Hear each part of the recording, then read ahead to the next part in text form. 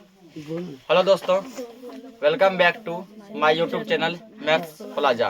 दोस्तों, आज मैं इस वीडियो में बिहार बोर्ड क्लास 9th इतिहास चैप्टर 3 जिसका नाम है फ्रांस की क्रांति। फ्रांस की क्रांति। इससे पहले इस चैप्टर का 2 लेक्चर अपलोड हो चुका है और आज यह लेक्चर 3 है।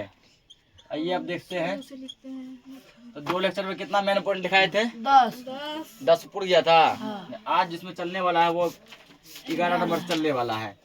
तो जो भी अभी तक लेक्चर 1 और लेक्चर 2 नहीं देखे हैं तो वो जो है चैनल पे अपलोड है, आप लोग जाके देख लीजिए तो यहाँ से समझ में आएगा।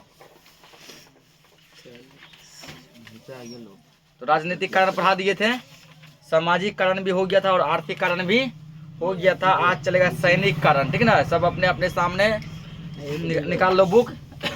इतिहास चैप्टर 3 कहाँ चलेगा? सैनिक कारण। फ्रांस के दौरान फ्रांस के सैनिकों में भी बहुत अधिक असंतोष था, ठीक है। फ्रांस के जो सैनिक थे उस सैनिक में भी बहुत ज़्यादा क्या था? असंतोष था। मतलब कि सैनिक भी खुश नहीं थे, सैनिक भी खुश नहीं थे। सैनिक के पद पर किसानों को बहाल किया जाता था, ठीक ना। सैनिक के पद पर किसको बहाल किया जाता था? किसानों को। जो किसान है, जो फ्रांस का किसान है उसको सैनिक बनाता था। जो चलाता है कुदाल, जो चलता है हल, उसके हाथ में दे दिया गन, ठीक ना। नॉलेज है कौन सी चलाने का? हल चलाने का, दे दिया क्या हाथ में? गन। कम वेतन, कठोर अनुशासन और खराब भोजन आदि से वे रुष्ट रहते थे। पैसा बहुत कम देता था, ठीक ना। उसके बाद जो है पूरा कठोर अनुशासन, मतलब पूरा टाइट करके पूरा कस के रखता था और घटिया पूरा खाना खिलाता था, जिसके कारण वे बहुत दुखी रहते थे। सेना के निम्न पदों पर उनकी नियुक्ति होती थी। उच्च पद कुलीन वर्ग के लिए सुरक्षित थे, ठीक ना। सेना का अलग अलग पद था। छोटा पद की कुछ लड़ेगा, ठीक ना। कुछ होता है जो मान के चलो कि सबका देख रेख करेगा, कुछ ऐसा है जो सबके लिए भोजन पकाएगा। जो सबसे बड़ा पद था, उच्च पद था, वो कुलीन के लिए फिक्स था कि कुलीन वर्ग के आदमी ही उच्च पद पर आएंगे, ठीक ना। कुलीन वर्ग के आदमी कहाँ आएंगे? उच्च पद पर। आर्थिक एवं सामाजिक स्थिति की वजह से फ्रांस की सेना ने भी आगे चलकर क्रांतिकारियों का साथ दिया।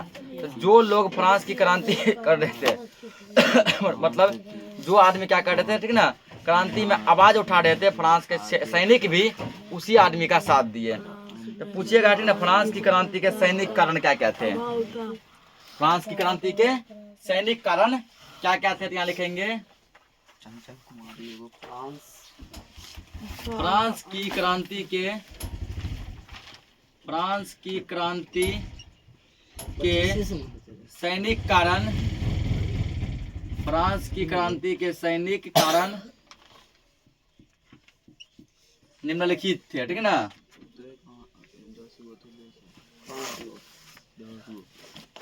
निम्नलिखित थे। फ्रांस की क्रांति के सैनिक कारण निम्नलिखित, यानी कि नीचे लिखा हुआ है, जो कि नीचे अब लिखने वाले हैं।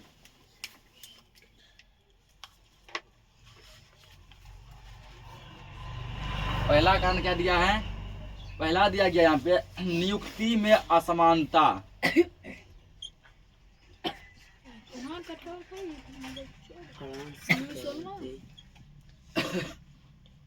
नियुक्ति में असमानता।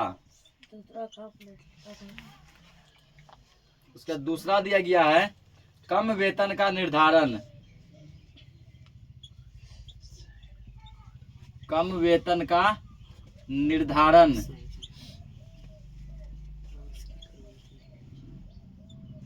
उसके बाद तीसरा कारण दिया गया खराब भोजन की व्यवस्था।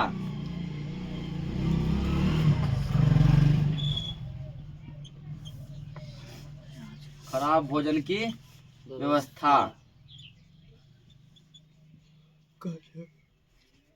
तो ये सब पॉइंट हम लोग समझ चुके हैं अभी। तो नियुक्ति में असमानता करने का मतलब हुआ कि समान तरीके से नियुक्ति नहीं होता था, ठीक है। जो बड़ा बड़ा पद है, जो ऊंचा पद है, वो कुलीन वर्ग को देता था। जो छोटा पद है, जिसमें लड़ने का, मरने का, कटने का चांस है, ठीक ना, वो वहां पे आके किसान को रख देता था। अगर देना है तो सबको एक बराबर पद दीजिए कि नहीं, बड़े वर्ग को बड़ा पद, छोटे वर्ग को छोटा पद। यहाँ असमानता था, मतलब एक समान नहीं भेदभाव किया गया। उसके बाद कम वेतन का निर्धारण। पैसा बहुत ही कम देता था, ठीक है। काम पूरा करो, अनुशासन पूरा कठोर था लेकिन पैसा बहुत कम देता था। खराब भोजन की व्यवस्था। पूरा पैसा भी कम देता था, पूरे अनुशासन भी कठोर था और ये भोजन भी यानी खाना भी खराब देता था। ये 3 कारण थे फ्रांस की क्रांति के सैनिक कारण। आगे है व्यक्तिगत एवं धार्मिक कारण, ठीक ना, व्यक्तिगत एवं धार्मिक कारण। तो इसको समझते हैं अब। क्या फ्रांस में सभी तरह की स्वतंत्रताओं का अभाव था, और फ्रांस में सब तरह का स्वतंत्रता का अभाव था। मतलब लोग जो है अपने आप को फ्रीडम महसूस नहीं कर पा रहे थे, स्वतंत्र महसूस नहीं कर पा रहे थे। सबको लगता था कि सभी क्या है, गुलाम है, सभी क्या है, गुलाम है। नंबर तो देखियो कि नहीं लिख पाती है।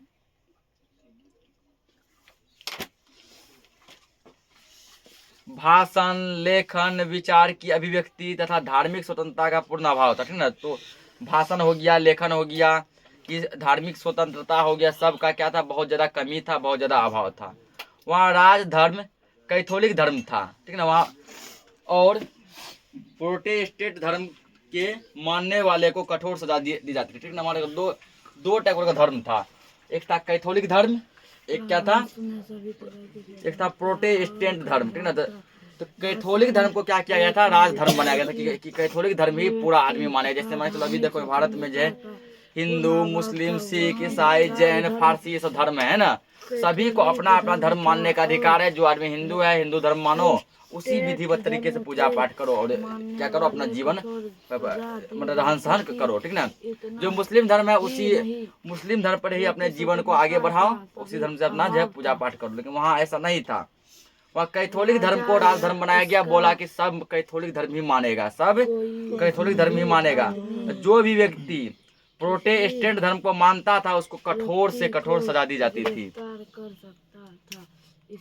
एक पॉइंट यहाँ लिखेंगे, 12 नंबर अभियोग की गिरफ्तारी ना, 12 नंबर पॉइंट यहाँ पे फ्रांस का राजधर्म, फ्रांस का राजधर्म कैथोलिक धर्म, फ्रांस का राजधर्म कैथोलिक धर्म था, राजधर्म कैथोलिक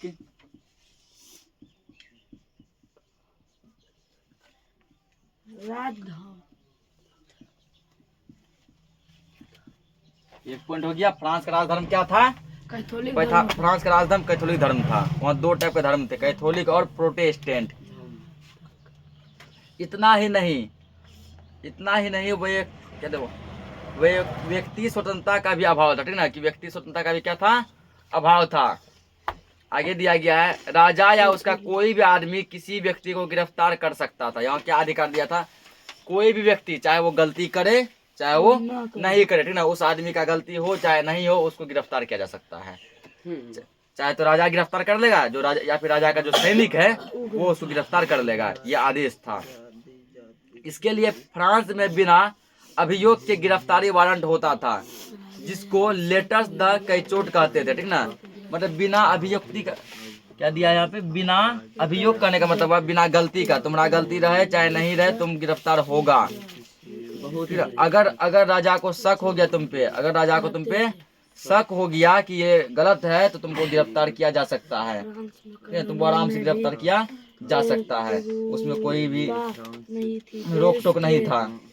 विभिन्न क्षेत्रों में लगभग 400 कानून लागू थे। ठीक, आगे देखो, फ्रांस में कानूनों भी एक रूपता नहीं थी। देश के विभिन्न क्षेत्रों में लगभग 400 कानून लागू थे, यानी जो कानून लागू थे, जो आर्टिकल लागू थे, वो भी एक समान नहीं था। अलग अलग व्यक्ति पर अलग अलग कानून लगता था, जबकि कानून कहता है सभी के लिए क्या है, एक समान है, सबके लिए बराबर है। लेकिन वहाँ ऐसा नहीं था।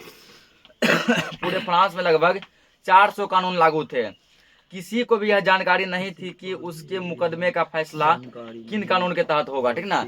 मतलब कि वो जो गलती किया उसका फैसला किस कानून के तहत होगा, बस उसको सजा मिल जाता था। ये था व्यक्तिगत एवं धार्मिक कारण, ठीक ना। अब ये लिख लिया होगा, मिटाते हैं इसको। क्रांति थी जिसमें शिक्षित वर्ग के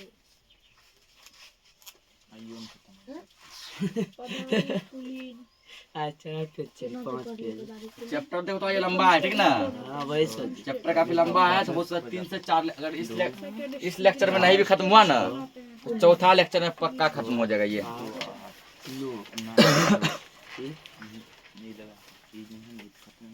फ्रांस की क्रांति के अगला पॉइंट लिखेंगे फ्रांस की पूछेगा मान के चलो फ्रांस की क्रांति के व्यक्तिगत एवं धार्मिक कारण क्या थे, ठीक ना। फ्रांस की क्रांति के व्यक्तिगत एवं धार्मिक कारण क्या थे, लिखेंगे फ्रांस की क्रांति 10 पेज 12 पेज रही है। फ्रांस की क्रांति के व्यक्तिगत एवं प्रथम स्टेट में कौन आते थे? व्यक्तिगत एवं प्रथम स्टेट में पदारी वर्ग, धार्मिक कारण फ्रांस की क्रांति फ्रांस की क्रांति के व्यक्तिगत एवं धार्मिक कारण निम्नलिखित थे। क्रांति के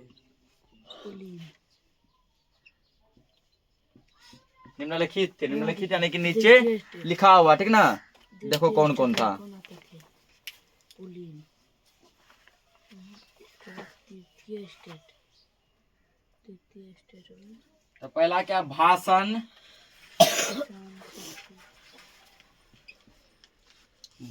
को लेखन, भाषण लेखन और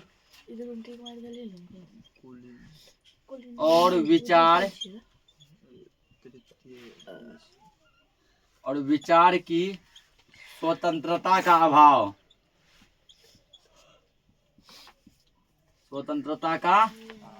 कहने का मतलब हुआ फ्रांस में कोई व्यक्ति भाषण नहीं दे सकता था, ठीक ना, उसका अभाव था।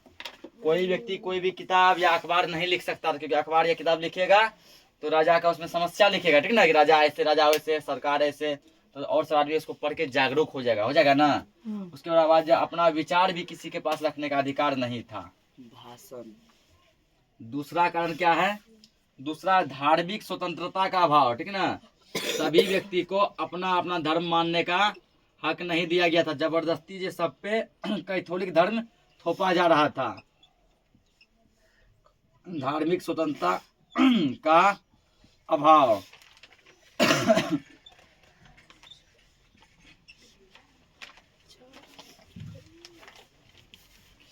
अगला है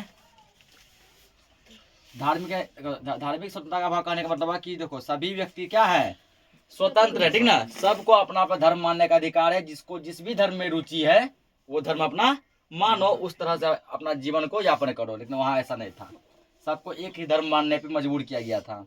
अगला दिया है बिना अभियोग के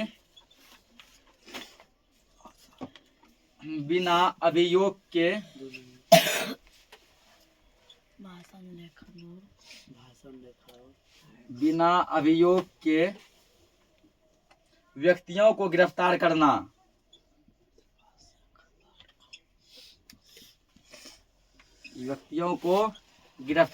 ये सब पॉइंट अभी समझा चुके हैं।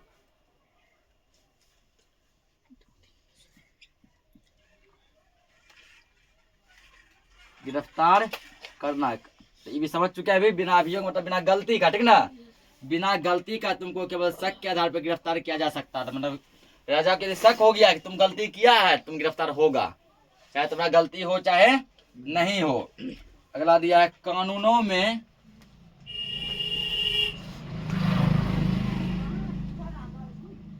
में एक रूपता का अभाव।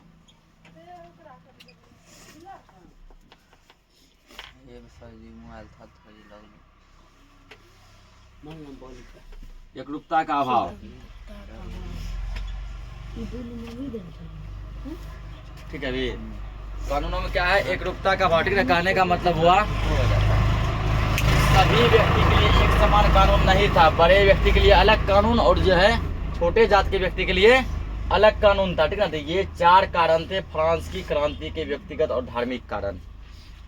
अब समझते हैं बौद्धिक कारण, ठीक है ना। क्या समझेंगे, बौद्धिक कारण, तो समझो इसको। फ्रांसीसी क्रांति के विषय में यह कहा जाता है कि यह एक मध्य वर्गीय क्रांति थी, ठीक है ना। फ्रांसीसी क्रांति को मध्य वर्गीय क्रांति कहा गया है, जिसमें शिक्षित वर्ग के लोगों ने तत्कालीन राजनीतिक, सामाजिक, आर्थिक एवं धार्मिक दोषों को पर्दाफाश किया और जनमानस में आक्रोश पैदा किया। जो पढ़े लिखे व्यक्ति थे, ठीक ना, जो पढ़े लिखे व्यक्ति थे वो क्या किए, राजनैतिक, सामाजिक, आर्थिक और धार्मिक कारण में, ठीक ना, धार्मिक में जो सब दोष था, जो सब कारण था, उसको जनता के सामने खुलकर रखा, उसका पर्दाफाश किया, जिसके कारण कि जनता जागरूक हुआ, और जागरूक होकर क्या किया, सब आक्रोश पैदा कर दिया, मतलब कि आंदोलन कर दिया, ठीक ना। फ्रांसीसी बुद्धिजीवियों ने फ्रांस में बौद्धिक आंदोलन का सूत्रपात किया। जो फ्रांसीसी बुद्धिजीवी थे, मतलब कि थोड़े महान सा व्यक्ति थे, वो क्या किए, फ्रांस में बौद्धिक आंदोलन का सूत्रपात किए। इनमें प्रमुख थे मॉन्टेस्क्यू, वाल्टेयर और रूसो, ठीक है। 3 आदमी इसमें क्या थे, प्रमुख थे। यानी कि बुद्धिजीवियों के सूत्रपात करने में, ठीक ना, बौद्धिक आंदोलन करने में 3 आदमी क्या थे, प्रमुख थे। पहला कौन, मॉन्टेस्क्यू, दूसरा वाल्टेयर और तीसरा रूसो। मॉन्टेस्क्यू ने अपनी पुस्तक विधि की आत्मा में सरकार के 3 अंगों कार्यपालिका, विधायिका और न्यायपालिका को अलग अलग रखने के विषय में बताकर शक्ति पृथक्करण सिद्धांत का पोषण किया, ठीक ना। तो पूछ सकता है कि मॉन्टेस्क्यू की पुस्तक कौन सी है, ठीक ना, मॉन्टेस्क्यू की पुस्तक कौन सी है, तो क्या बोलेंगे, विधि की आत्मा, विधि की आत्मा। तो ये पॉइंट यहाँ बन सकता है, इंपॉर्टेंट है, तो लिख लो यहाँ पे मॉन्टेस्क्यू की पुस्तक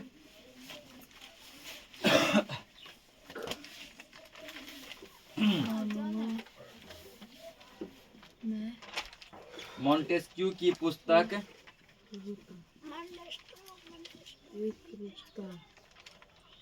मॉन्टेस्क्यू की पुस्तक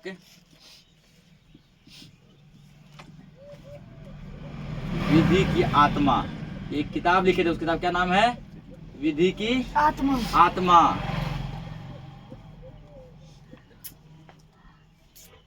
मॉन्टेस्क्यू की पुस्तक विधि की आत्मा है। मॉन्टेस्क्यू की कौन सी पुस्तक है, विधि की आत्मा। तो इसमें क्या लिखे थे ये, ठीक ना, तो अपने पुस्तक यानी अपने किताब विधि की आत्मा में ये सरकार को, ठीक है, सरकार के 3 अंगों को बांट दिखाया था, ठीक है, सरकार के 3 अंगों को दिखाया था। पहला कार्यपालिका, उसके बाद दूसरा विधायिका और तीसरा न्यायपालिका। यानी सरकार के पावर को, सरकार की शक्ति को 3 भागों में बांट दिया था। वो 3 भाग थे कार्यपालिका, विधायिका और न्यायपालिका। वोल्टेयर ने चर्च, समाज और राजतंत्र के दोषों का पर्दाफाश किया था। वोल्टेयर क्या किए थे, चर्च मतलब हुआ कि जहाँ क्रिश्चियन जो है ना पूजा पाठ करने जाते हैं। उसके बाद समाज और राजतंत्र के दोषों का पर्दाफाश किया। ठीक, पर्दाफाश किया, ठीक ना। आगे देखो, यद्यपि वह जनतंत्र का पक्षधर नहीं था, यद्यपि राजतंत्र प्रजाहित में होना चाहिए, इसका प्रबल समर्थक था, ठीक ना। तो राजतंत्र का वो प्रबल समर्थक था। क्या थी राजतंत्र, दिया है आप ऑप्शन में कि वोल्टेयर क्या था।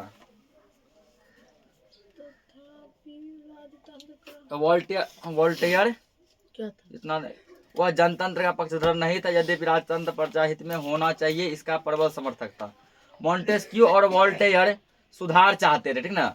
मॉन्टेस्क्यू और वोल्टेयर दोनों क्या चाहते थे, सुधार चाहते थे कि जो भी यहाँ पे है ना गतिविधि यहाँ पे है वो सुधार हो। परंतु रूसो पूर्ण परिवर्तन चाहता था। और जो रूसो वो चाहते थे सुधार नहीं बल्कि पूरा परिवर्तन ही हो जाए, मतलब जो व्यवस्था चल रहा है ना ये बिल्कुल ही चेंज हो जाए और ये उस तरह से चले जैसे कि आम जनता चाहती है, ठीक ना, जनता के हित में चले। उसने अपने प्रसिद्ध पुस्तक सामाजिक संविदा में राज्य को व्यक्ति द्वारा निर्मित संस्था और सामान्य इच्छा को संप्रभु माना है। अब जब रूसो भी एक किताब लिखे थे, उस किताब का नाम है सामाजिक संविदा। उसमें ये क्या किए थे, राज्य को व्यक्ति द्वारा निर्मित संस्था और सामान्य इच्छा को संप्रभु माना है। तो पूछ सकता है कि रूसो की कौन सी पुस्तक है, ठीक ना, यानी फिर या कि मतलब कि रूसो के पुस्तक का क्या नाम है, यहाँ लिख दो। रूसो की पुस्तक, रूसो की रूसो की पुस्तक सामाजिक संविदा, पुस्तक लिखी थी, विधि की आत्मा। रूसो की पुस्तक सामाजिक संविदा है। संविदा है, ठीक ना। रूसो के पुस्तक का क्या नाम है? सामाजिक संविदा। अतः वह जनतंत्र का समर्थक था, ठीक ठीक ना। अतः वह जनतंत्र का क्या था? समर्थक था। तो पूछ सकता है कि रूसो किसका समर्थक था? तो जनतंत्र का समर्थक था। जनतंत्र का मतलब है जनता की इच्छा, ठीक ना। कहाँ थे?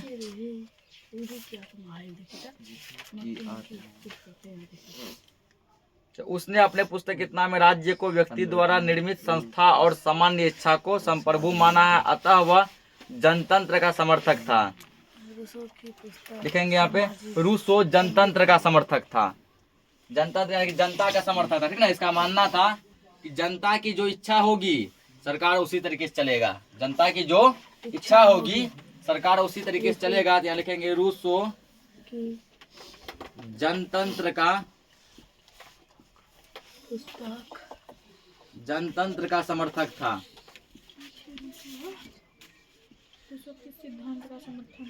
रूसो जनतंत्र का समर्थक था। जनतंत्र मतलब जनता की इच्छा, ठीक ना।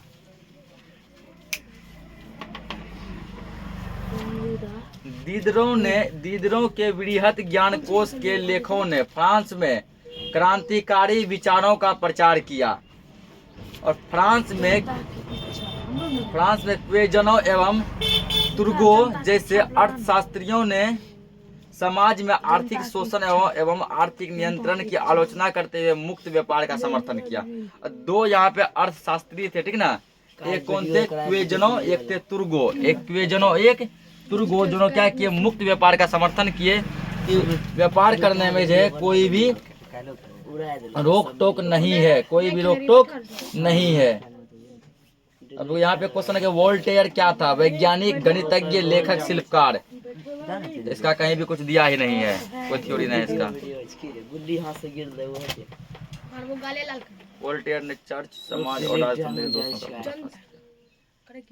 ए हल्ला नहीं।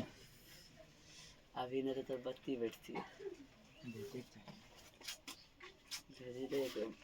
अगला देखो, अब ये सब तो था ही, ठीक ना।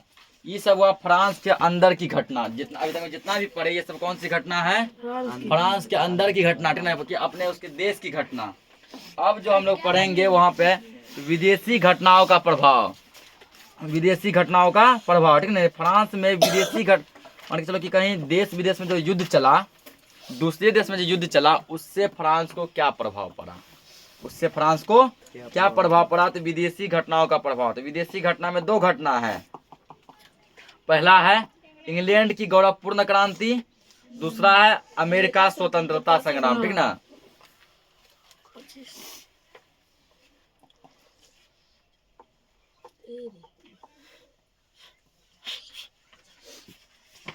ठीक। तो पहला क्या? इंग्लैंड की गौरवपूर्ण क्रांति। इंग्लैंड यानी कि ब्रिटेन, जहाँ की अंग्रेज रहते थे, ठीक। सन 1688 ईस्वी की इंग्लैंड की महान क्रांति एवं उसके द्वारा वैधानिक शासन की स्थापना ने फ्रांस में भी राजनीतिक परिवर्तन का मार्ग प्रशस्त किया। जब 1688 में इंग्लैंड में क्रांति हुआ था, तो फ्रांस के लोग क्या किए? तो उसको देखे और सोचे कि जब इंग्लैंड का लोग क्रांति कर सकता है तो हम लोग भी क्रांति कर सकते हैं। तो पूछ सकता है यहाँ पे, ठीक ना, कि इंग्लैंड की क्रांति कब हुई थी? इंग्लैंड की क्रांति कब हुई थी? तो हम लोग बोलेंगे 1688 ईस्वी में। तो ये पॉइंट लिख लो यहाँ पे। इंग्लैंड की क्रांति कब हुई थी? 17 नंबर पॉइंट बनेगा। क्रांति कब हुई थी? इनमें से कौन दार्शनिक पदार्थ की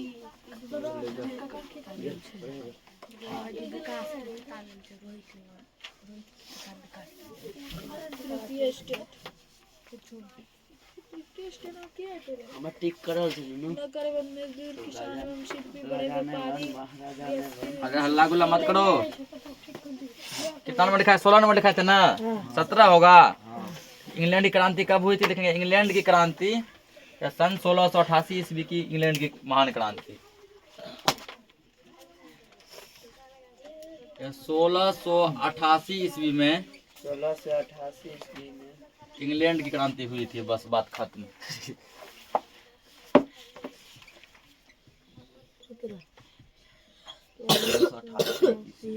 इंग्लैंड की क्रांति हुई थी? तो पूछा जा सकता है कि इंग्लैंड की क्रांति कब हुई थी, तो क्या बोलना है?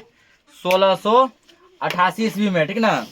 अगला कारण दिया इसका कि अमेरिका का स्वतंत्रता संग्राम। अमेरिका का स्वतंत्रता संग्राम। अमेरिका के स्वतंत्रता संग्राम में लफायते के नेतृत्व में फ्रांसीसी सेना ने इंग्लैंड के विरुद्ध भाग लिया था।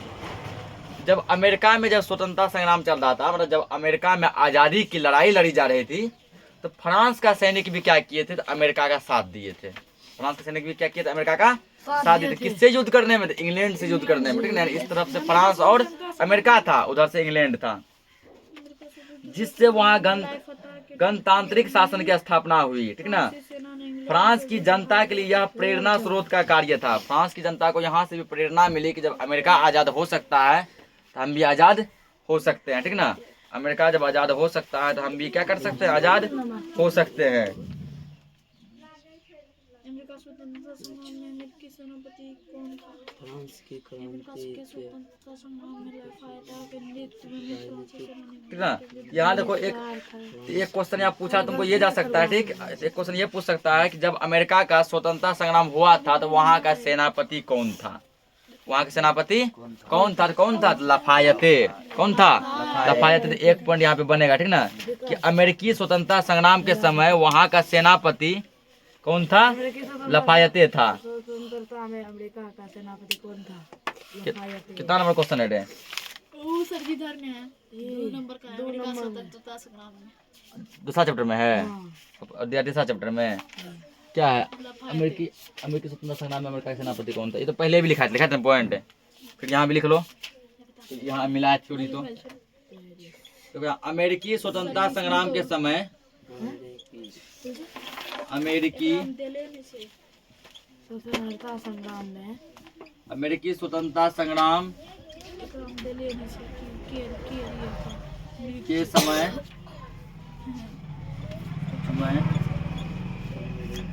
वहाँ का सेनापति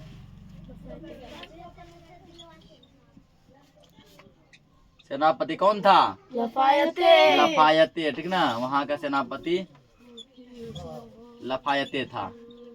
ये क्वेश्चन कहीं ना कहीं इम्पोर्टेंट है। लफायते के शासनकाल में ही क्या हुआ था? तो अमेरिका का स्वतंत्रता संग्राम हुआ था। इससे एक और भी इस तरह से क्रांति को बल मिला। इसमें अत्यधिक धन व्यय ने फ्रांस की आर्थिक स्थिति को इतना दयनीय बना दिया कि उसे संभालना देश के लिए असंभव बन गया। तो जब फ्रांस क्या किया? अमेरिका का साथ दिया था, उसे फ्रांस का भी पैसा बहुत खर्च हुआ और फ्रांस की स्थिति पर डगमगा गई। अंत में यह फ्रांस की क्रांति का तत्कालीन कारण बन गया था। एक कारण यह भी था, ठीक ना। अगला दिया क्रांति का घटनाक्रम। अगला हेडिंग क्या? क्रांति का घटनाक्रम, ठीक ना। क्रांति का घटनाक्रम, इसको समझते हैं तो इसको नोट करो।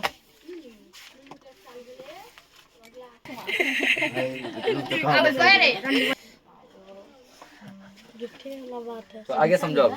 सन 1789 ईस्वी में लुई 16वां को धन की आवश्यकता हुई थी, ठीक ना। तो लुई 16वां कहाँ का शासक था? लुई 16वां कहाँ का शासक था? पता था ना, तो वो भूल गया, सब भूल गया।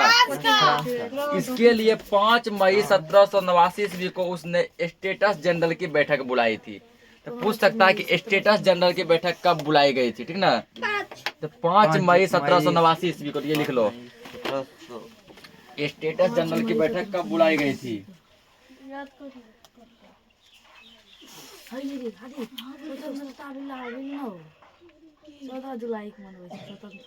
लुई 16वां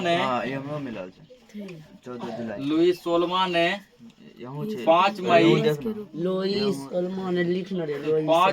1789 ईस्वी को 5 मई 1789 ईस्वी को स्टेटस जनरल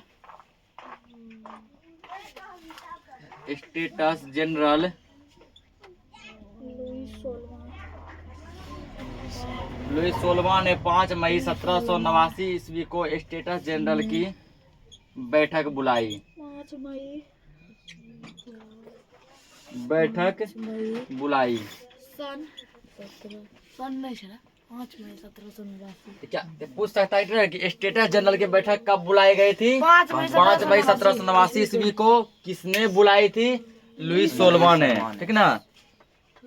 ये था पहला स्टेटस जनरल, ठीक ना जी। इसमें प्रथम एवं द्वितीय स्टेटस के क्रमशः 300 प्रतिनिधि एवं तृतीय स्टेटस के 600 प्रतिनिधियों ने भाग लिया था, ठीक ना।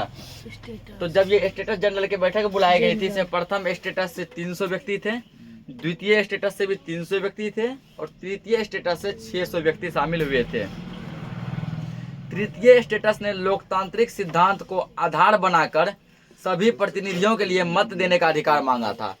तृतीय स्टेटस के 600 व्यक्ति बोले थे कि मतदान पे सबका अधिकार हो, सब व्यक्ति अपना अपना वोट दे सके, सभी व्यक्ति अपना अपना मत दे सके, इसका मांग किया था। यह राजा द्वारा अस्वीकृत हो गया। राजा बोला नहीं, यह संभव नहीं है, यह संभव नहीं है।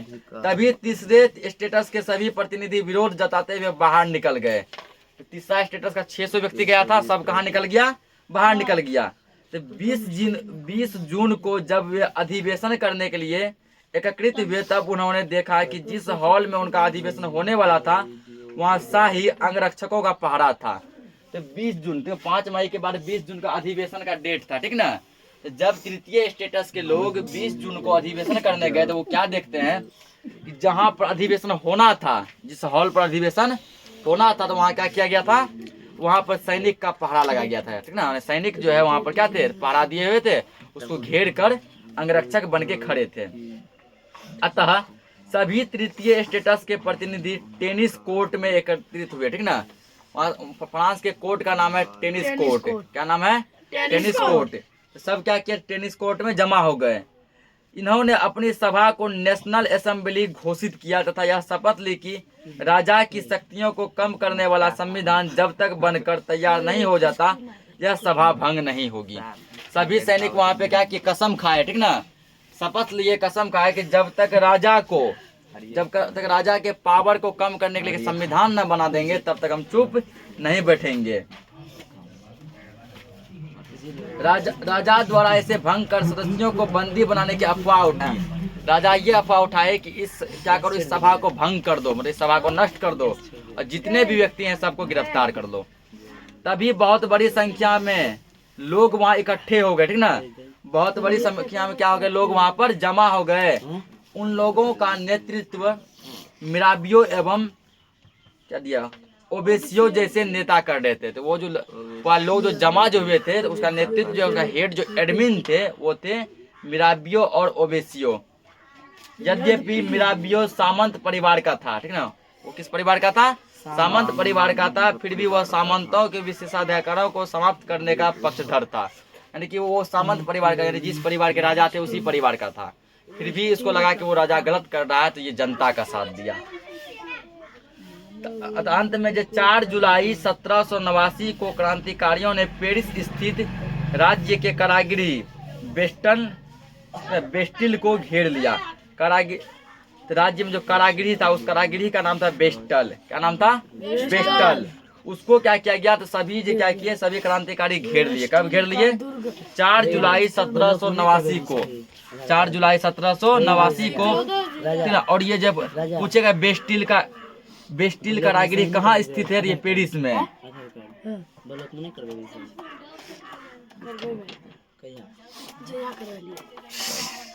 हल्ला मत करो। राज्य के कारागृह बेस्टिल। पूछ सकता है ना कि बेस्टिल कारागृह कहाँ स्थित है? कहाँ स्थित है? ये पेरिस में। लिखेंगे बेस्टिल।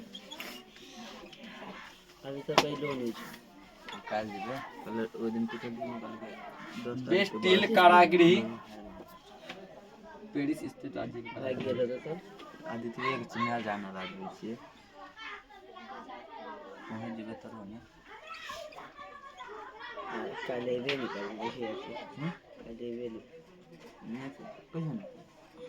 बेस्टिल कारागृह कहाँ स्थित है? पेरिस में, ठीक ना। बेस्टिल कारागृह पेरिस में स्थित है। हल्ला मत करो। स्थित है। बेस्टिल का दुर्ग राजतंत्र बेस्टिल का दुर्ग राजतंत्र ने निरंकुशता का प्रतीक था। बेस्टिल का दुर्ग राजतंत्र की निरंकुशता का प्रतीक था। 4 घंटे डेरा डालने के बाद वे जेल का फाटक तोड़ने एवं बंदियों को मुक्त कराने में सफल हुए। ये क्या था? बेस्टिल एक जेल था। बेस्टिल एक क्या था? जेल था। तो सभी व्यक्ति क्या 4 घंटे तक वहां लगातार पहरा दिया, अंत में जेल का फाटक तोड़ दिए। जेल का फाटक तोड़ दिए और उस जेल के अंदर जितने भी सैनिकों को, जितने भी जनता को बंदी बनाया गया था, गिरफ्तार किया गया था, सबको आजाद करा दिए। बेस्टिल कारागृह की समाप्ति निरंकुश शासन के पतन का प्रतीक था। ठीक ना? है ना? करो था कर दो। है ना कोई नहीं।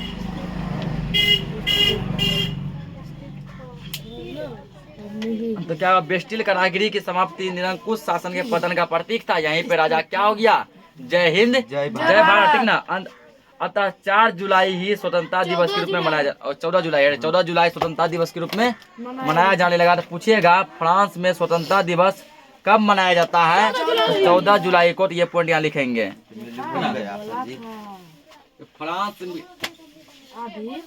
14 जुलाई में जैसे हम लोग भारत में स्वतंत्रता दिवस कब मनाते हैं? 15 अगस्त को। फ्रांस में स्वतंत्रता दिवस 14 जुलाई को मनाया जाता है। फ्रांस में स्वतंत्रता दिवस स्वतंत्रता दिवस कब मनाया जाता है? 14 जुलाई को मनाया जाता है।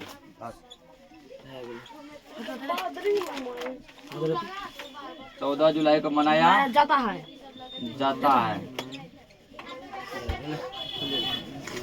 तो 14 जुलाई 1789 के बाद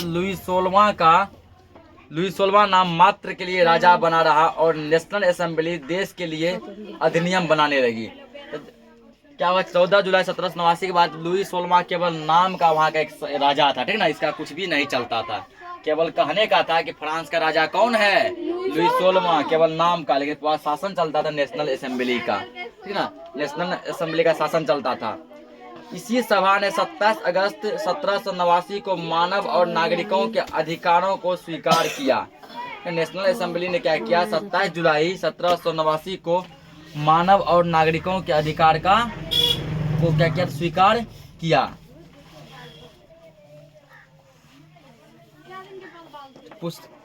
बेस्टिल कारागृह कहाँ स्थित है? पेरिस में था। ठीक ना? तो पूछ सकता है आगे कि बेस्टिल का पतन कब हुआ था? तो याद रखना 14 जुलाई 1789 को।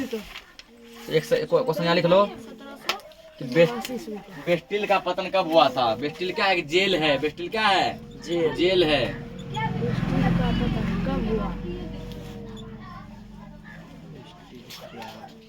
बेस्टिल का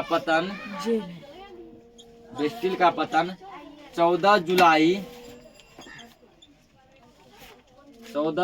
1700 बेस्टिल का पतन 14 जुलाई 1789 ईस्वी को हुआ था। या तो खाली तो हुआ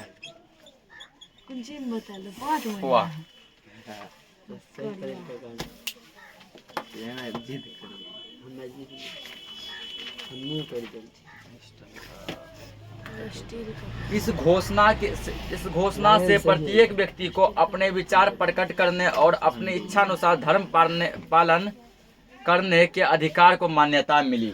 नेशनल असेंबली द्वारा जो मानव और नागरिक के अधिकार का कानून पारित किया गया, इस कानून का मतलब था कि प्रत्येक व्यक्ति अपने इच्छानुसार अपना धर्म को पालन कर सकता है। जिसको जिस भी धर्म में रुचि है अपना धर्म मानेगा। व्यक्तिगत स्वतंत्रता के साथ प्रेस एवं भाषण की स्वतंत्रता भी मानी गई। सभी व्यक्ति को स्वतंत्रता तो मिला ही, बोला प्रेस का मतलब होता है मीडिया वाला, अखबार वाला। ठीक ना? वो सब भी अब छपेगा, भाषण सब भी होगा। जब राज्य किसी भी व्यक्ति को बिना मुकदमा चलाए गिरफ्तार नहीं कर सकता था। ठीक ना? अब ये भी क्या हुआ? तो कानून पारित हुआ कि किसी भी व्यक्ति को बिना मुकदमा चलाए गिरफ्तार नहीं कर सकते हैं। गिरफ्तार तब होगा जब उस व्यक्ति का गलती होगा। ठीक है? और ये गलती की पुष्टि होगी कि वाकई में वो आदमी गलत है, तब गिरफ्तार किया जाएगा। मुआवजा दिए बिना उसके जमीन पर कब्जा नहीं कर सकते। ठीक ना? हम लोग किसी के भी जमीन पर अचानक कब्जा नहीं कर सकते हैं। मध्यम वर्ग के लिए सबसे महत्वपूर्ण निश्चय वे थे जिसके अनुसार का भार सभी वर्गों पर समान रूप से डालने का निश्चय किया गया और सभी को निजी संपत्ति रखने का अधिकार दिया गया। सबको क्या क्या निजी संपत्ति मतलब अपना पैसा को रखने का अधिकार है। तुम लोग सब पैसा राजा को नहीं देगा या कहीं भी नहीं देगा, ठीक ना। तो अपना क्या था, सभी को अपना निजी संपत्ति रखने का अधिकार था। फ्रांस के लिए ही नहीं बल्कि पूरे यूरोप के लिए यह क्रांतिकारी घोषणा अत्यधिक महत्वपूर्ण थी। पूरे यूरोप महादेश के लिए यह घोषणा सबसे महत्वपूर्ण थी। सन 1791 में नेशनल असेंबली ने संविधान का प्रारूप तैयार कर लिया, जिसमें शक्ति पृथक्करण के सिद्धांत को अपनाया गया, ठीक ना। क्या किया गया, 1791 ईस्वी में नेशनल असेंबली क्या किया, तो फ्रांस का संविधान बनाया। फ्रांस का क्या किया, संविधान बनाया, ठीक ना। उसमें क्या किया गया तो शक्ति को अलग अलग भागों में पृथक किया गया। शक्ति मतलब क्या, तो राजा के पावर को, ठीक ना, किसी भी देश के पावर को, शक्ति को अलग अलग भागों में अलग किया गया। सन 1791 में नेशनल असेंबली ने संविधान का प्रारूप तैयार कर लिया।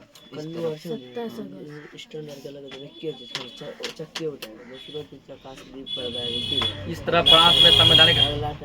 तरह फ्रांस में संवैधानिक राजतंत्र की स्थापना हुई। यद्यपि लुई 16वां ने नए संविधान को मान लिया, परंतु मिराबियों की मृत्यु के पश्चात देश में हिंसात्मक विद्रोह की शुरुआत हो गई। तो अंत क्या किया, लुई 16वां भी नया संविधान को मान लिया। लुई 16वां भी नया संविधान को मान लिया और उसके बाद मिराबियों की मृत्यु हो चुकी थी, ठीक ना। विदेशों में भी कुलीन वर्गों के द्वारा संविधान का विद्रोह किया गया और अप्रैल 1792 में नेशनल असेंबली ऑस्ट्रिया, प्रसा तथा सेवाय के विरुद्ध युद्ध की घोषणा कर दी, ठीक ना। यहाँ ये पॉइंट को लिख लो, संविधान में लिख लो। 1791 में नेशनल असेंबली ने संविधान का प्रारूप तैयार कर लिया, जिसमें शक्ति पृथक्करण के सिद्धांत को अपनाया गया। इस तरह फ्रांस में संवैधानिक राजतंत्र की स्थापना हुई। फ्रांस में संवैधानिक राजतंत्र की स्थापना कब हुई, 1791 ईस्वी में। तो लिख सकते हैं यहाँ पे, फ्रांस में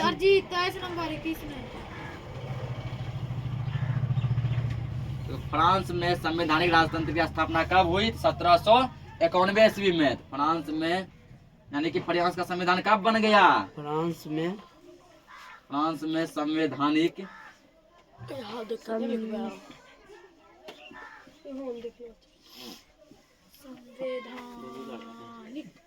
फ्रांस में संवैधानिक राजतंत्र की स्थापना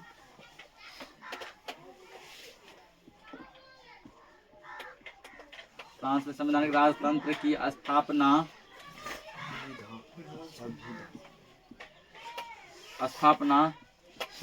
1789 ईस्वी में हुई। यानी पूछेगा फ्रांस का संविधान कब बन गया, 1789 में।